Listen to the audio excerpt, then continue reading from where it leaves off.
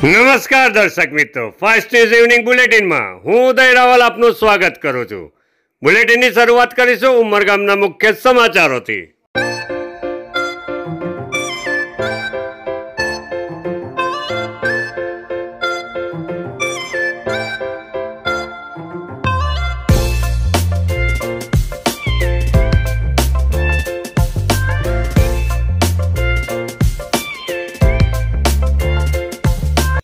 दोस्तों, एक rescue call था जो मेरे घर से लगभग 4 किलोमीटर की दूरी पे एक गांव है छोटा सा। उस गांव का नाम है पड़गाम। तो वहाँ पे एक रेस्क्यू कॉल था और मुझे बताया गया कि वहाँ पे एक सांप दिखाई दिया है। तो जब मैं वहाँ पे गया तो मुझे लगा कोई नॉर्मल साधारण सा सांप होगा, लेकिन वहाँ जाने पे मुझे पता चला कि ये एक इंडियन रॉक पाइथन है, यानी कि एक ઉમરગામ તાલુકાના પડગામ ગ્રામ પંચાયત વિસ્તારમાં મહાકાય અજગર દેખાતા ગ્રામજનોમાં ભયનો માહોલ જોવા મળી રહ્યો હતો। જીવદયા પ્રેમીને જાણ કરાતા જીવદયા પ્રેમીએ તેને સુરક્ષિત રીતે પકડી જંગલમાં છોડી મૂક્યો હતો। दिखाई नहीं दे रहा है, लेकिन यहाँ पे एक इसे निशान है जो शायद हो सकता है ये किसी जाल में या किसी कांटे लगने की वजह से हो सकता है, लेकिन वैसे कोई खास इसे जख्म नहीं है। तो हम इसे परेशान नहीं करेंगे और जल्द से जल्द यहाँ फॉरेस्ट में से रिलीज कर देंगे ताकि ये अपने सही माहौल में जा सके। બિલાડ આરટીઓ પાસેથી પસાર થતા નેશનલ હાઈવેનો 500 મીટરનો માર્ગ અતિ બિસ્માર હાલતમાં જોવા મળી રહ્યો છે। નેશનલ હાઈવે નંબર 48 પર રોજ સેંકડોની સંખ્યામાં વાહનો પસાર થતા જોવા મળે છે। બિસ્માર્ક માર્ગને કારણે વાહનોની લાંબી કતાર જોવા મળી રહી છે। માર્ગની અતિ બિસ્માર હાલતને કારણે નેશનલ હાઈવે ઓથોરિટી દ્વારા ડાયવર્ઝન આપવામાં આવ્યું છે।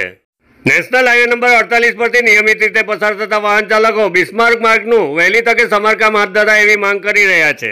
रोड है 3 महीने से खराब है, बारिश में से तभी से हम लोग इस रोड से जाते हैं। रोड है 3 महीने से खराब है, बारिश में से तभी से हम लोग इस रोड से जाते हैं।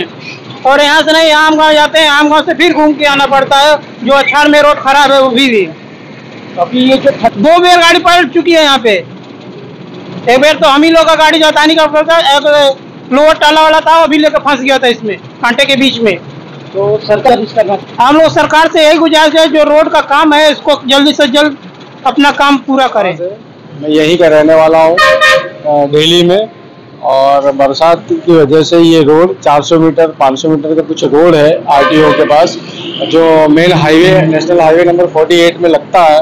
और इसमें बहुत सारे खड्डे हो जाने की वजह से अभी तो फिलहाल बरसात रुक गया है। पहले तो ऐसा था कि गाड़ी जाए तो एक्सीडेंट होने की चांसेस ज़्यादा थे, गाड़ियाँ पलटी भी हुई, जिस वजह से आरबीआई ने नेशनल हाईवे वालों ने ये रास्ता बंद कर दिया। अब बरसात तो रुक गया है, पब्लिक को परेशानी हो रही है, यहाँ से बाहर निकलने पे भी खड्डे बहुत है।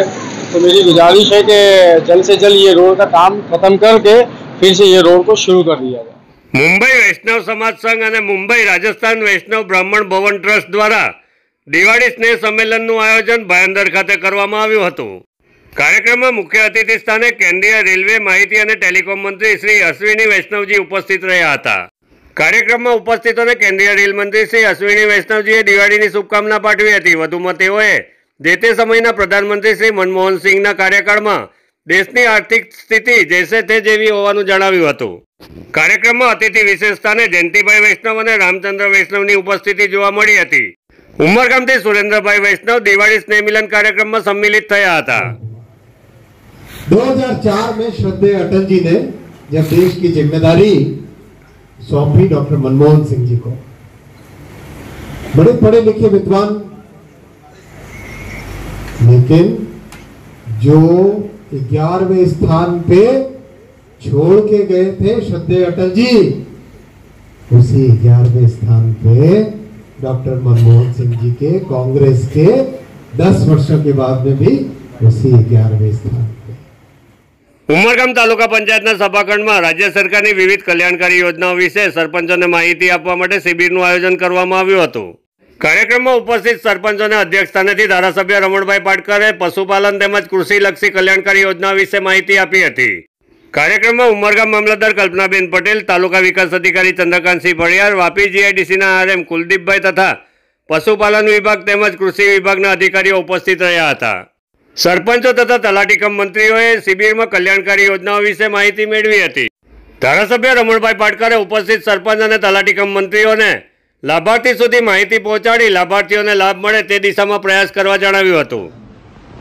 ચૂંટાયેલા પદાધિકારી એટલીસ્ટ આપણે જે વખતે સરપંચના આગેવાની હેઠળ ગામની અંદર વિતરણ કરીએ ત્યારે તાલુકા પંચાયત જિલ્લા પંચાયત સાથે સરપંચો સાથે રહી અને એ લોકોને ગ્રુપના અંદર આપીએ તો લોકોને પણ થાય કે ભાઈ સરકાર દ્વારા અમને કંઈ મળે છે.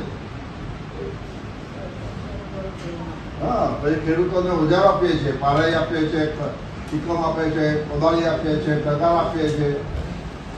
ગામ તાલુકાના 53 ગામો અને નગરપાલિકા વિસ્તારની અંદર ભારતીય જનતા પાર્ટીની સરકાર માનનીય મુખ્યમંત્રી શ્રી ભૂપેન્દ્રભાઈ પટેલ સાહેબ દ્વારા અમને 350 કરોડ રૂપિયા મંજૂર કરવામાં આવેલા છે અને એના અનુસંધાનની અંદર આજે ગ્રામ્ય કક્ષામાં ગ્રામ્ય લોકોને ઉત્તેજન વધે અને પોતાને લોકશાહીની અંદર એક ફાયદો થાય દેખાય એટલા માટે અમે બિલ્લા મીંઢાફળિયામાં 3 કરોડ 45 લાખ રૂપિયાના 3 રસ્તાઓ આજે હોટ મિક્સ મૂકી અને અત્યારે અમે ચાલુ કર્યા છે અને તબક્કાવાર કયા કામો કેટલા સમયના પૂરા કરવા એનું પ્લાન પણ અમે કરી દીધું છે અને ડેપ્યુટી એન્જિનિયરને અમે સૂચના પણ આપી દીધી છે.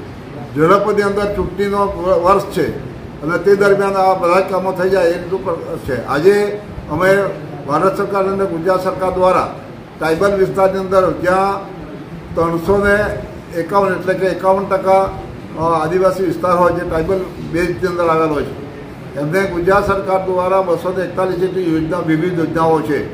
આ યોજનાનું સમજણ આપવા માટે ટ્રેનિંગના રૂપની અંદર આજે અહીંયા બેઠા છે. એમાં માન્ય સરપંચશ્રીઓ, વહીવટદારો, તલાટી મંત્રીઓ અને અહીંયા અમારા માન્ય મોહનભાઈ એ પણ ઉપસ્થિત છે, કારોબારી અધ્યક્ષ પણ ઉપસ્થિત છે. આ બધી ટ્રેનિંગ આપીને ઝડપની અંદર લોકો સુધી વિકાસના કામોનો વેગ પહોંચે એવી અમે અપેક્ષા રાખીએ છીએ. ઉમરગામ તાલુકાનું નારગોલ ગામ શિક્ષિત ગામ તરીકેની ઓળખ ધરાવે છે. ગામમાં રહેતા દરેક સમાજના આગેવાનો તથા ગ્રામજનો સમયાંતરે ગામના હિતમાં વિવિધ કાર્યક્રમોનું આયોજન કરતા હોય છે. નારગોલ ગ્રામ પંચાયત વિસ્તારમાં રહેતા ગૌત્રજ સમાજ દ્વારા આજરોજ માર્ગની આજુબાજુ ઉગી નીકળેલા જાડી ઝાકરા દૂર કરવા સફાઈ અભિયાન હાથ ધરવામાં આવ્યું હતું. ફાસ્ટ ન્યૂઝ ઇવનિંગ બુલેટિનમાં આજે બસ આટલું જ. આવતીકાલે ફરી મળીશું. નમસ્કાર.